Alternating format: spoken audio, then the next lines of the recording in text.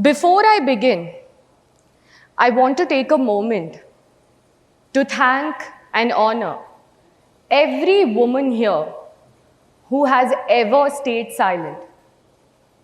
Not because she agreed to, but because she was afraid nobody would listen to her. Today, I'm not here to give a speech. I'm here to tell you a story about what the society expects from us and who we are when no one is watching. It's not a story of a rebellion. It's about survival. It's about rebuilding. And maybe in my mirror, you will see a piece of your reflection too. Somewhere between my father fighting for his life in the ICU, my sister beside him, and the lockdown having trapped my grandmother at home, I was getting married. Not because I wanted to, but because I was left with no other choice. I still remember standing at the mandap under a bright canopy of lights, still feeling completely hollow. Around me, everyone were laughing, clicking pictures, fixing my jewelry. But there were voices inside me screaming that I'm at the wrong place. I should be with my papa. But no one heard it. Not even me. That day, a marriage was celebrated, and a daughter was quietly buried into her own life. Growing up, I was a perfect daughter. Gold medals, headstrong spirit, and dreams that stretched far away from those tiny little boxes that the society puts us women in. And yet, when my father was ill, fighting for his life, my world was crumbling down. I was asked to smile, to adjust, to be grateful. I still remember the day before I had to leave for my wedding destination. I met my father in the hospital.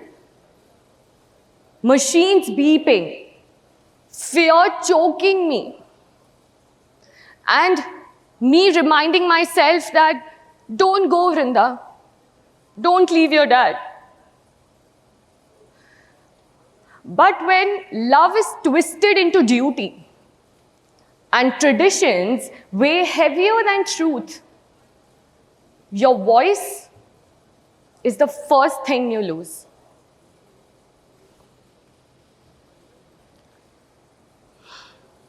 I wanted to say, not now. I wanted to say, not this. But I smiled.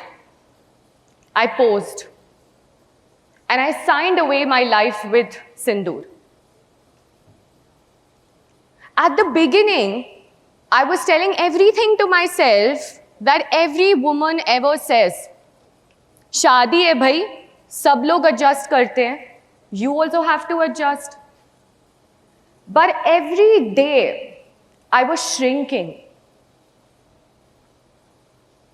I waited for love. I waited for care. But the man didn't notice, didn't care. I still remember that I finally had to go meet my father after he got discharged days after my wedding.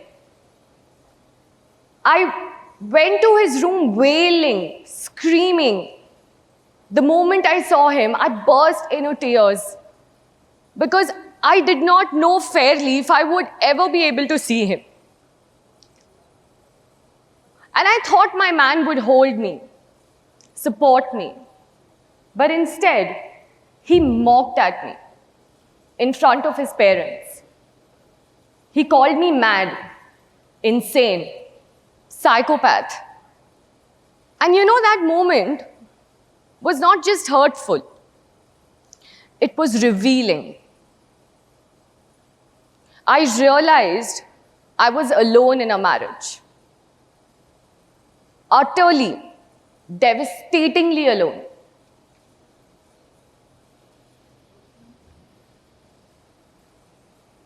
And I thought, why me? But then I wasn't the exception. About 2/3 of Indian women report to emotional, physical, mental abuse in marriages. But they still stay silent. Because you know why? The society tells you that it's normal. Just accept it.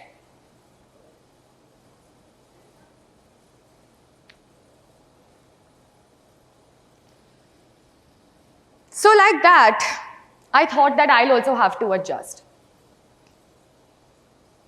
But there was not one moment when I actually felt like leaving. No clattering dishes, no screaming noises. It was quieter than that. It was sadder than that. Every day when I woke up, I felt a lot lesser like me. A lot lesser like a person. And finally, 3 months into the wedding, I told my parents, Ma, Papa, this isn't working. Their answer was very immediate. बेटा शादी fairy tale नहीं होता है. Adjust तो करना ही है. So I kept quiet. Folded my doubts like my old clothes. Packed away my pain in a luggage that I wasn't even allowed to carry. And that was a death sentence to a woman. Do you know this? That 60% of Indian women who commit suicide have attributed their major reason to be failed marriages to their emotional triggers. So do you think that this is a mental health crisis? It's a societal failure.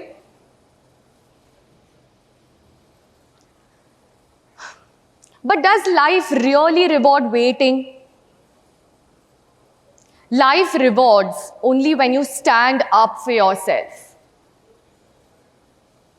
Because no matter how many people are standing around you, you're still going to be alone.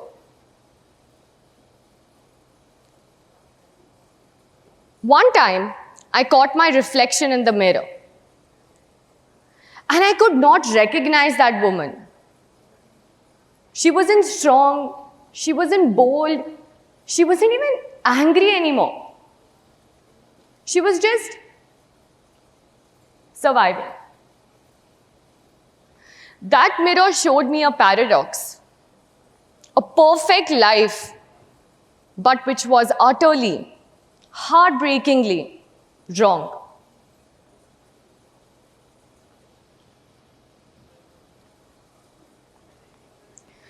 Leaving wasn't brave at first sight, ladies and gentlemen. I wasn't even standing back tall.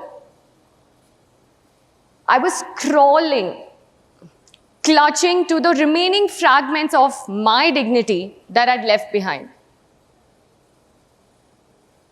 I moved back in with my parents, did odd jobs, seek therapy, embarrassed, ashamed, yet determined to not die while I'm still alive. I was trying to stitch myself back together. Teaching, training, coaching became my oxygen. I taught young women how to be confident, even though I was still struggling to find my own voice. I taught young professionals how to own their worth because I knew what it felt like to not have.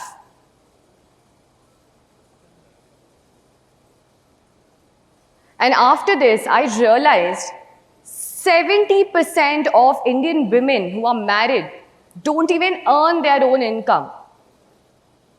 Fewer than that are those women who have full control of their money.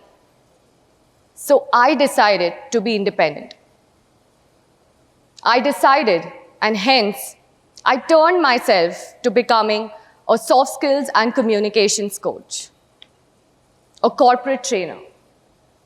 And today, having trained 4,000 plus students, professionals, and leaders, it's not because I have all the answers. It's because I knew what it feels like to be invisible. And every time someone stood tall, every time someone spoke, I knew a mirror has been broken. A life has been reclaimed. So today when I look at myself in the mirror, I don't see it shaped by fear. I see it built by choice. Yes, the mirror shows you a paradox, your broken self, but it also shows you what you have built for yourself. So tonight, all the wonderful people sitting here and listening to me so patiently, I want you to remember this one thing from my story, is that when you go back home and you see yourself in the mirror today, and there's a voice inside you that says, ये तो मेरे जैसे नहीं लग रही, ये मेरे जैसा नहीं लग रहा है. There's a less familiarity. Listen. You don't owe anyone a perfect reflection. You owe yourself an honest one. The mirror can either free you or trap you. So you need to choose you, your life, your freedom. और आज मेरे speech खत्म करने के पहले मैं ये कहना चाहूँगी कि मेरे लाइफ के सबसे बड़े रोल मॉडल्स और मेरे इंस्पिरेशंस हैं मेरे ग्रैंड पेरेंट्स, मेरे दादू, मेरे दादी.